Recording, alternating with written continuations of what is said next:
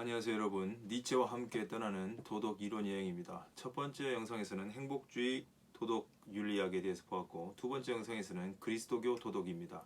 특별히 그리스도교 도덕에서는 그리스도교 도덕과 교회 그리고 사제들을 비판하는 것이 예수 그리스도를 비판하는 게 아니라고 말씀드렸고요. 이제 세 번째 영상 공리주의에 대해서 보겠습니다. 존 스튜어트 밀의 공리주의 윤리학에 대해서 비판하고 있습니다.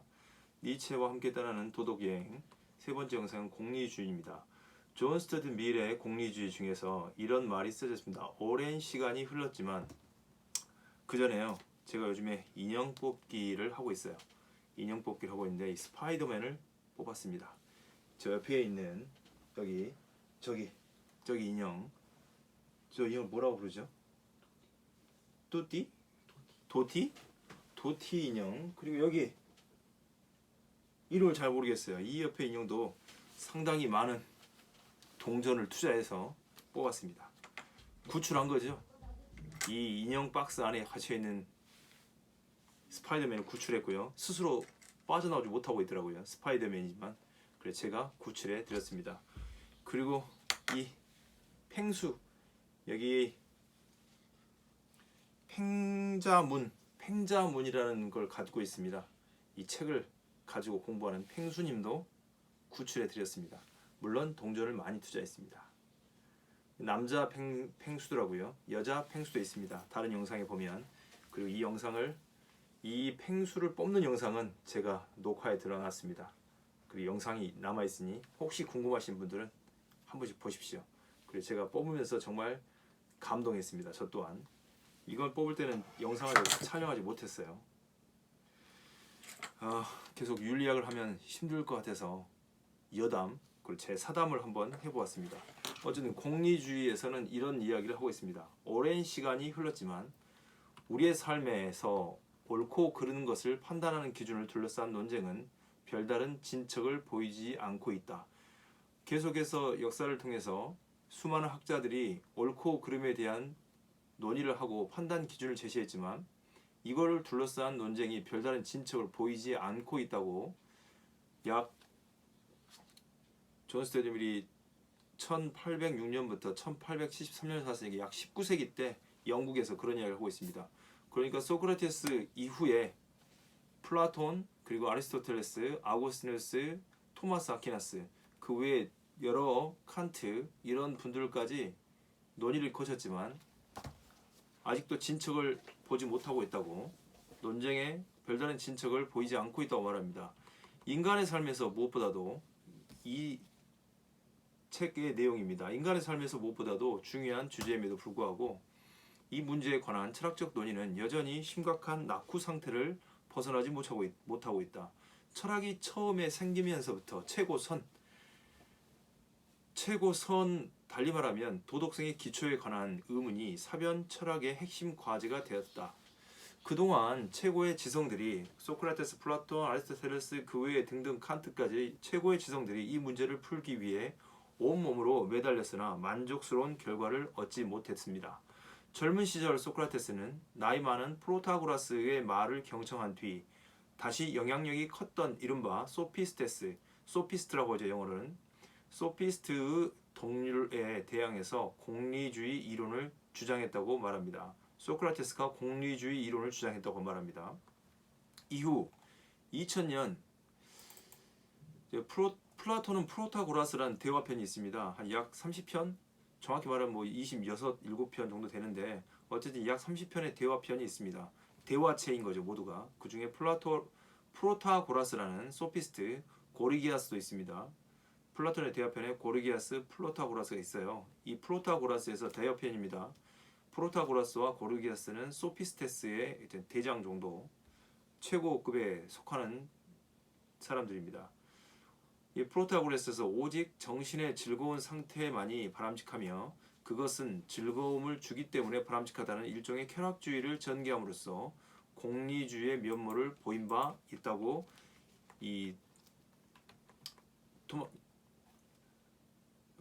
존 스튜어트 밀은 이야기하고 있습니다. 그러니까 젊은 시절 소크라테스가 소피스트의 도덕률에 대항해서 공리주의를 주장했다는 말입니다. 이후 2000년 이상의 세월이 흘렀지만 여전히 똑같은 토론이 이어지면서 철학자들이 두 학파로 나누어 다투고 있습니다.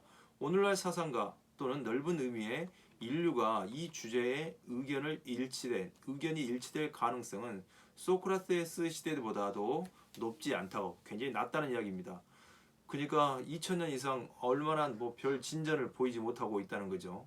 과학의 모든 영역이 제1원리의 존재를 둘러싸고 비슷한 논란과 불확실성을 겪고 있습니다. 어떤 경우에는 다툼까지 벌어지고 있는 것이 사실입니다. 이 점에서 과학의 대표 주자로 여겨지는 수학도 예외가 아닙니다. 어떤 한 과학 분야의 제1원리라고 궁극적으로 받아들여지는 진리들은 그야말로 그 분야에서 익숙하게 다루어지는 기본 개념에 대한 형이상학적 분석의 최종 결론입니다. 과학에서는 특정 부분의 진리가 일반 이론보다 먼저 발견되지만 도덕이나 입법 활동 같은 실천적인 분야에서는 반대의 현상이 일어납니다. 모든 행동은 어떤 특별한 목적을 추구합니다. 따라서 행동의 규칙도 추구하는 목적에 따라 특성과 색깔이 규정될 수밖에 없습니다. 우리가 무엇인가 추구할 때는 그것에 관해 먼저 분명하고 자세하게 파악하는 것이 무엇보다 중요합니다. 순서가 뒤바뀐다면 말이 되지 않습니다. 옳고 그른 것을 시험하는 것은 무엇이 옳고 그른지 분간하기 위한 수단이어야 하지 거꾸로 이미 가려낸 것의 결과가 되어서는 안 되지 않을까요? 라고 이렇게 말합니다. 귀납파라는 학파 못지않게 직관적 윤리학파 역시, 여기서 직관적 윤리학파라고 말하면 칸트 부류의 윤리학파일 수 있습니다. 귀납적 학파는 이쪽 공리주의 학파가 될 수 있겠고요. 역시 일반적 법칙의 중요성을 강조합니다. 귀납학파 못지않게 직관학파, 이 두 학파 모두가 개인의 행동의 도덕성은 직접적으로 지각되는 것이 아니고 한 법칙을 개별적 사안에 적용함으로써 결정되는 문제라고 생각합니다. 크게 보면 두 학파가 귀납적 학파와 직관주의 윤리학 학파, 이 두 학파가 인지하는 도덕 법칙은 거의 비슷하다고 말합니다. 미래의 관점에서는요. 귀납학파가 공리학파는 아닌 것 같습니다. 그러나 그런 도덕 법칙의 근거라든가 그것을 정당화하는 원천에 대해서는 서로 생각이 다릅니다. 직관학파는 도덕 원리가 선언적으로 자명하기 때문에 경험적 원리가 아니고 선언적 원리죠. 귀납학파는 경험적 원리를 따를 것 같습니다.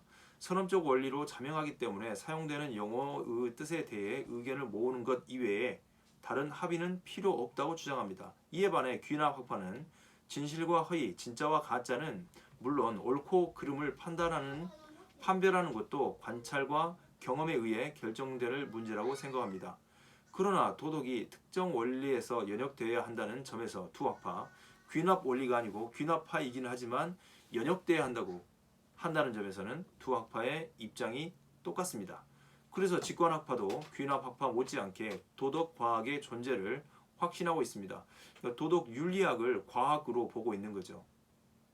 그러나 20세기 후반, 20세기에 이르러 분석 철학이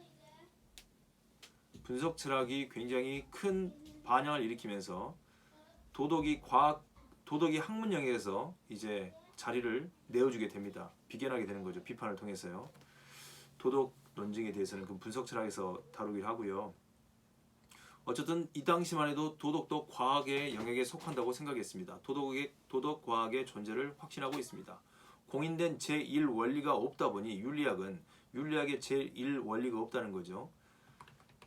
윤리학은 인간의 실제 감정을 정화하는 역할을 제대로 못하고 있습니다. 그래도 인간의 행복을 좌우한다고 생각되는 일들이 좋아하고 싫어하는 감정에 여전히 크게 영향을 끼치고 있기 때문에 효용의 원리, 유용성의 원리 또는 최근 본인의 앞선 벤담이 말하는 최대 행복 원리는 도덕 이론을 정립하는 데 매우 큰 역할, 유용성의 원리와 효용의 원리와 최대 행복의 원리가 매우 큰 역할을 하고 있다고 밀은 생각합니다. 그 어떤 학파도 행동이 행복에 미치는 영향에 대해 고찰이 상당수 세부 도덕 이론의 근간을 이루고 나아가 압도적으로 중요한 내용이 된다는 것을 부인하지 못합니다. 칸트의 체계적인 논저인 도덕 형이상학, 도덕적 형이상학이라고 번역되기도 합니다. 도덕 형이상학에 대해 한마디 하지 않을 수 없다고 밀은 말합니다.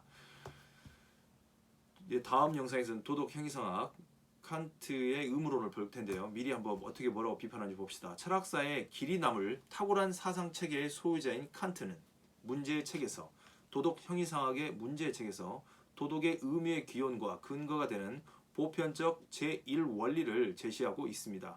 그 내용은 다음과 같습니다. 당신의 행위의 규범이 다른 모든 이성적 존재들에게 하나의 법칙으로 받아들일 수 있도록 행동하라. 그러나 칸트는 이 법칙에서 어떤 실제적인 도덕적 의무를 연역해 내려려 하는 순간 근본적인 한계에 직면하고 맙니다. 왜냐하면 정말 이상하게도 다른 모든 이성적 존재들이 터무니없을 정도로 비도덕적 행동 규칙에 따라 살아가고 있음에도 불구하고 이것이 심각한 모순이거나 논리적으로 말이 되지 않는다는 사실을 입증해내지 못하기 때문에 그렇습니다. 칸트가 할 수 있는 것이라고는 그저 그들이 보편적으로 그런 행동을 하고 나서 얻은 결과가 이러이러하므로 그 누구도 감히 그런 짓을 하지 않으리라고 말하는 것뿐입니다. 나는 이 책에서 공리주의 이 책에서 더 이상 다른 이론들에 대해 논의하지 않고 다만 공리주의 또는 행복 이론을 소개하고 평가하며 그것을 입증하는 일에만 치중하려고 합니다. 의술은 사람의 건강에 도움을 주기 때문에 좋은 것이라고 판단됩니다. 그렇다면 건강이 좋은 것이라는 점은 어떻게 입증할 것입니까? 어떻게 입증할 것입니까? 음악은 다른 무엇보다도 즐거움을 주기 때문에 좋은 것이라고 증명할 길이 남은 것입니다. 길은 있는가? 만일 누군가가 그 자체로 좋은 것을 전부 포함하는 포괄적인 법칙이 있으며 그 나머지 좋은 것은 목적이 아니라 수단으로서 좋은 것이라고 주장한다면 그 법칙을 받아들이거나 거부하면 됩니다. 그러나 그 법칙은 흔히 우리가 이해하는 것처럼 의미의 증명 대상이 될 수 없습니다. 나는 밀입니다. 나는 사람들이 공리주의의 의미에 대해 잘 모르고 있고 많이 안다고 생각하는데 모르고 있고 이런 무지가 공리주의를 받아들일 수 없게 가로막는 1차 장애물이 된다고 생각합니다. 따라서 공리주의를 둘러싼 오해 중에서 중요한 것 몇 개만 제거한다면 문제는 훨씬 단순해지고 어려움도 상당 부분 해소될 것입니다. 그러므로 공리주의적 기준의 철학적 근거를 검토하기 전에 우선 그 이론 자체에 대한 약간의 설명을 하고자 합니다. 보통 사람은 물론이고 신문이나 잡지에 글을 쓰는 숱한 저술가를 포함해서 무게와 권위를 지닌 책의 저자까지도 이런 하찮은 실수를 오해를 습관적으로 저지르고 있습니다. 이들은 공리주의에 대해 그 이름만 알 뿐 도대체 아무것도 모릅니다. 그러면서도 공리주의를 흠집내는데 몰두합니다. 사실은 이 말은요 대부분 칸트 철학에도 어울리고요 또 헤겔 철학에도 어울리고 두이 철학에도 어울립니다. 실용주의를 잘 모르면서 흠집내기에 연연하는 분들이 많습니다. 칸트 이론에 대해서 잘 모르는데 안다고 흠집내는 부분도 있는 거죠.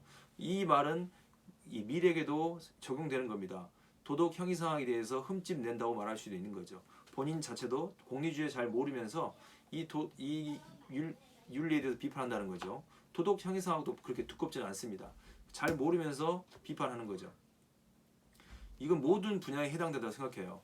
정확하게 알고 비판을 해야 되는데 수박 거달기식으로 대충 알고 표피적으로만 알면서 심층적으로 파악하지 못하고 비판하는 경우가 많은데 니체의 경우는 그렇다고 보기에는 상당히 표층적, 심층적 둘 다를 포착하고 있는 분으로 파악됩니다. 굉장히 섬세하게 비판하고 있습니다. 어쨌든 공리주의에 힘집을 내는데 몰두하고 있는데 대부분의 철학자들이 자기 이전의 사상들을 선입견이라고 흠집내는데 몰두하기도 합니다. 미래 공리주의 서문에 써져 있는 내용입니다. 이제 효용과 최대 행복의 원리를 도덕의 기초로 삼고 있는 공리주의 이론은 어떤 행동이든 행복을 증진시킬수록 옳은 것이 되고 행복과 반대되는 것을 낳을수록 옳지 못한 것이 된다는 주장을 펴고 있습니다. 여기에서 행복이란 쾌락 그리고 고통이 없는 것을 뜻합니다.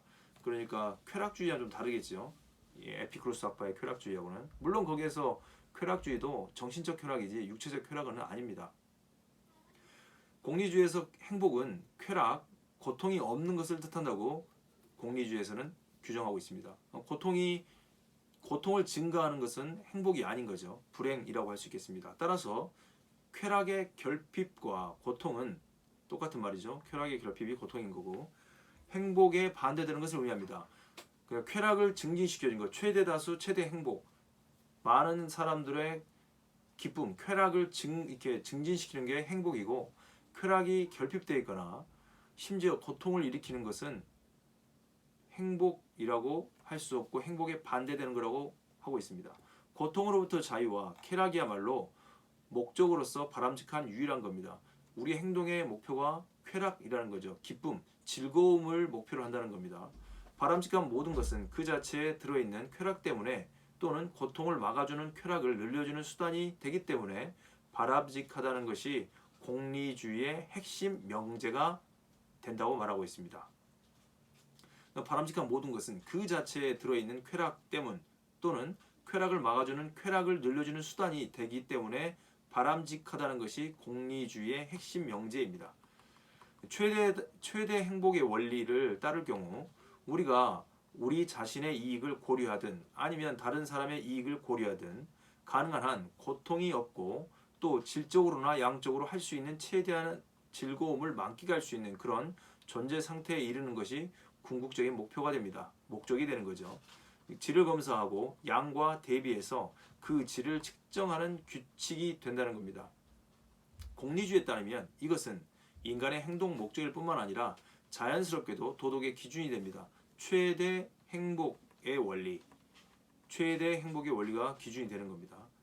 인간의 행동을 위한 규칙과 지침이라 할 수 있는 그것을 이 최대 행복의 원리를 잘 준수하기만 하면 최대한 많은 인류가 그러한 기쁨의 존재, 쾌락을 맛보는 존재가 될 것이라고 말합니다. 이러한 공리주의를 비판하는 니체의 입장을 살펴보겠습니다. 공리주의에 대한 니체의 비판에서는 공리주의가 행복이라는 부차적인 원리를 인간 행위의 목표로 설정한다는 점이 문제가 되고 그래서 피상성을 면하지 못한다는 점은 그다지 중요하게 부각되지 않고 있습니다. 오히려 니체의 비판은 공리주의의 공리성의 원칙 혹은 유용성 개념 그리고 결과주의적 입장에 집중됩니다. 공리주의는 행위의 도덕성을 오로지 행위의 결과에만 의존하고 있는 결과주의적 입장입니다. 니체의 관점에서는요. 어떠한 행위가 본래적 가치를 갖고 있는 목적을 달성하는데 다시 한번요. 어떤 행위가 본래적 가치를 갖고 있는 목적을 달성하는데 유용하면 그 행위는 도덕적으로 옳습니다. 여기서 본래적 가치를 갖는 것을 쾌락주의적 공리주의는 쾌락으로, 행복주의적 공리주의는 행복으로, 쾌락주의적 공리주의는 쾌락으로, 행복주의적 공리주의는 행복으로, 이상주의적 공리주의는 본래적 선으로 이해하고 있습니다. 니체는 벤담의 쾌락주의적 공리주의와 밀의 행복주의적 공리주의에 대해 무차별적인 비판을 가하고 있습니다. 그 이유는 다음과 같습니다. 그 전에 벤담의 공리주의를 쾌락주의적 공리주의라고 규정하고 밀의 공리주의를 행복주의적 공리주의라고 규정하고 이 두 쾌락주의적, 행복주의적 공리주의를 다음과 같이 비판합니다. 첫째, 공리주의는 행위의 도덕적 가치를 결과에 의해 판단한다고 하지만 특정 행위가 초래할 결과 전부를 미리 알 수는 없습니다. 다시 말해서 특정 시점에서의 좋은 결과는 시간의 경과에 따라 나쁜 결과로 등장하게 될 수도 있기 때문에 그렇습니다. 따라서 엄밀한 의미에서 공리주의 원칙을 고수하려면 결과들을 미리 알고 있지 않으면 안 됩니다. 왜냐하면 그 결과주의가 어떻게 좋게 결과가 날지 나쁘게 결과가 날지 알 수가 없기 때문에 그렇습니다. 이것은 곧 무엇이 유용한 것인지를 미리 알고 있어야만 한다는 거죠. 그래야 그 결과를 예측할 수 있는 거죠. 그런데 결과를 알 수 있다는 말은 무엇입니까 도대체? 5걸음 정도까지는 아마도 알 수 있을까요? 우리가 앞을 어떤 행위가 자극하고 고무하고 반발하게 하는 것에 대해 누가 말할 수 있을 것일까? 이렇게 질문을 던집니다. 공리주의자들은 유치합니다. 니체의 관점에서요. 궁극적으로 우리는 무엇이 유용한지를 먼저 알고 있지 않으면 안 되기 때문에 그렇습니다. 여기에서도 공리주의자들의 시각은 단지 5걸음 정도만 보았을 것입니다. 니체의 이러한 회의적 시각은 현대 윤리 이론의 개념을 빌리자면 행위 공리주의의 난점으로 지적되고 있는 것이라고 할 수 있습니다. 행위 공리주의가 있고 또 규칙 공리주의가 있는데요. 어쨌든 행위 공리주의만 말하겠습니다. 여기서는. 둘째, 첫 번째는 결과를 어떻게 알 수 있을까? 두 번째, 유형성이 행복이나 쾌락이라는 목적과 관련되어 있다는 공리주의의 주장은 니체에게는 너무 피상적인 견해입니다. 행복이나 쾌락은 힘의 의지와 관계를 표현하는 기호적 언어일 뿐입니다. 따라서 공리주의는 토대가 되는 이론이 아니라 단지 기결적 이론일 수밖에 없으며 절대로 모든 사람에게 적용이 되는 구속력을 지닐 수가 없습니다. 이와 관련해서 첫째와 둘째와 관련해서 셋째, 최대다수 최대 행복이라는 말에 미래 공리성의 원리라는 이 말은 보편성을 확보할 수 있습니다. 공리성의 원리는 보편성을 확보할 수 있습니다. 밀은 공리주의의 보편성을 확보하기 위해서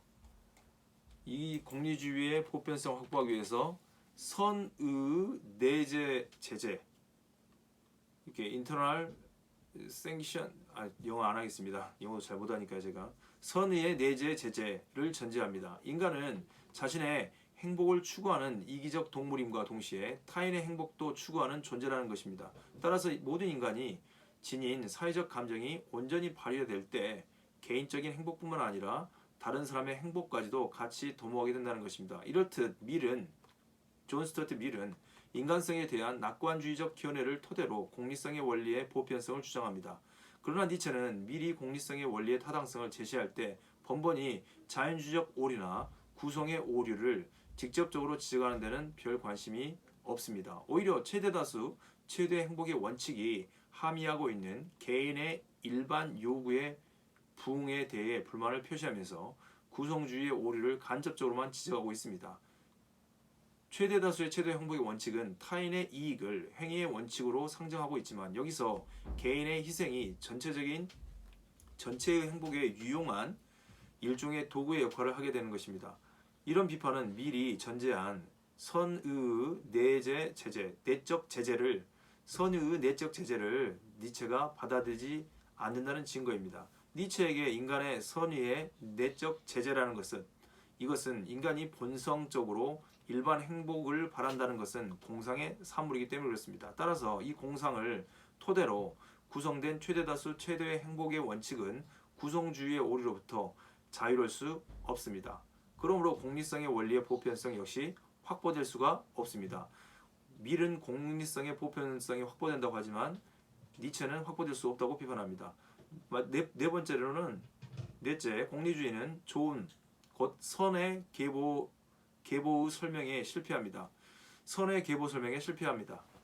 즉 공리주의에서 특정 행위의 좋음은 행위의 수혜자이자 행위로부터의 이익을 얻는 사람들을 기준으로 평가됩니다. 니체는 좋음의 이러한 계보를 미숙한 것이라고 평가하고 이것과 대립되는 좋음의 계보를 제공합니다. 즉 좋음이라는 판단은 좋은 것을 받은 사람의 입장에서 나오는 것이 아니라 오히려 좋은 인간들, 니체에게는 강자 혹은 고귀한 자라고 할 수 있습니다. 좋은 인간들에게서 유리한다고 보는 거죠. 니체는 공리주의의 행위의 좋음을 행위자의 문제로 환원시키는 것이라고 봅니다.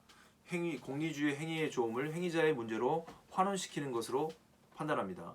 이것은 이기심을 다룰 때의 전략과 동일한 전략이라고 할 수 있습니다. 도덕적 선의의 문제는 언제나 도덕적 행위자의 문제로 완전히 이렇게 바뀌는 거죠. 문제로 완전된다. 완성되는 거죠. 완전히 완성된다. 네. 행위자의 문제로 완전히 완성된다. 니체의 이러한 입장은 주인의 도덕을 제시하면서 구체화되는 겁니다.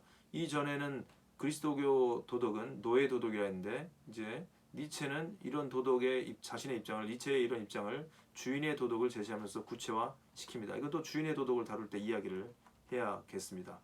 이렇게 공리주의의 서문과 함께 니체가 비판하는 것을 보았습니다.